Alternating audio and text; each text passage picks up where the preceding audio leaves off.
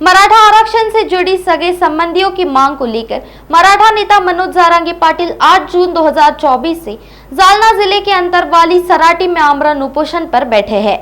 आज उनके अनशन का 5वां दिन है। जारंगी पाटिल का स्वास्थ्य दिन ब दिन बिगड़ता जा रहा है, लेकिन राज्य सरकार को उनसे और मराठा समुदाय से कोई लेना देना नहीं है। इसलिए पूरे राज्य का मराठा समुदाय सरकार के खिलाफ बिगुल फूंकता नजर आ रहा है। इसी पृष्ठभूमि में आज जालना जिलाधिकारी श्री कृष्ण पांझा के माध्यम से सभी मराठा समुदाय की ओर से मुख्यमंत्री एकनाथ शिंदे को ज्ञापन दिया गया। इस ज्ञापन में मराठा समुदाय के आरक्षण से जुड़ी सभी मांगों को पूरा कर मराठा समुदाय को न्याय देने की मांग की गई। इस मौके पर मराठा समुदाय की ओर से जमकर नारेबाजी की गई। लोगों ने एक मराठा लाख मराठा और जारंगी पाटिल के समर्थन में नारे लगाए। अब सबकी नजर इस बात पर है कि मुख्यमंत्री क्या भूमिका निभाते हैं, क्योंकि जारंगी पाटिल की तबीयत दिन ब दिन बिगड़ती जा रही है। ओबीसी नेत्यांसोबत चर्चा करायची म्हणजे ओबीसीचे नेते आहेत, ओबीसी नेते ओबीसीच्या जी योजना आहे ओबीसीचे जे आरक्षण आहे त्याचे ते मालक आहेत का? आजपर्यंत आम्ही बघितलं कोणतेही राज्य शासन असेल किंवा केंद्र शासन असेल मराठा समाजाला तत्कालीन सरकार होतं त्यांनी पण मराठा समाजाला ओबीसीतून आरक्षण देण्याचा नकार दिलेला आहे आणि आता जे सरकार युती सरकार त्यांनी पण ओबीसीमध्ये आरक्षण देण्याचा नकार दिला आहे। परंतु त्यांच्यावर कोणता असा दबाव त्या ओबीसींचा आलेला आहे? मराठा समाज त्या ठिकाणी कुठं कमी पडतो का? पण त्यांना आम्ही ह्या लोकसभेच्या निवडणूक त्यांना दाखवून दिलं मराठा समाज काय असतो। परंतु आता जर फडणवीस साहेब असं म्हणत असतील की ओबीसीमधून आरक्षण देण्याचा आमचा त्यांना मानस नाही, मग त्याचे परिणाम त्यांना गंभीर स्वरूपाचे भोगावे लागतील।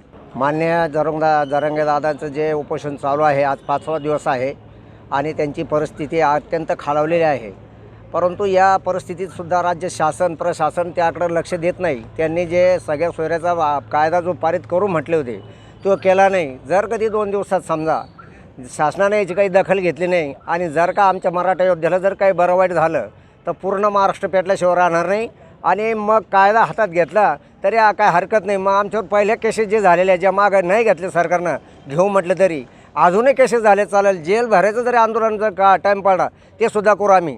मनोज जारंगी पाटील 8 तारखेपासून उपोषणाला बसेल। दिवसांदिवस त्यांची तब्येत खालवत आहे, तरी प्रशासनाचं कोणी अधिकारी त्याची दखल घेत नाही, शासनाची दखल घेत नाही।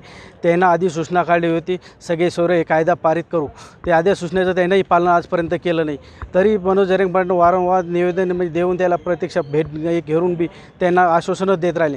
पुन्हा मराठा कुणबी एकच आहे। 2004चा जी आर असताना सुद्धा मराठा आमच्या नोंदी मराठवाड्यात सुद्धा आमच्या कुणबी नोंदी सापडून तरीही आम्हाला याच्यापासून बेदखल करतात का? मग आजपर्यंत आमच्या एक जालना जिल्ह्याचं एक पाहिलं तर 100 गावाच्या आज कुणबी नोंदी सापडल्या।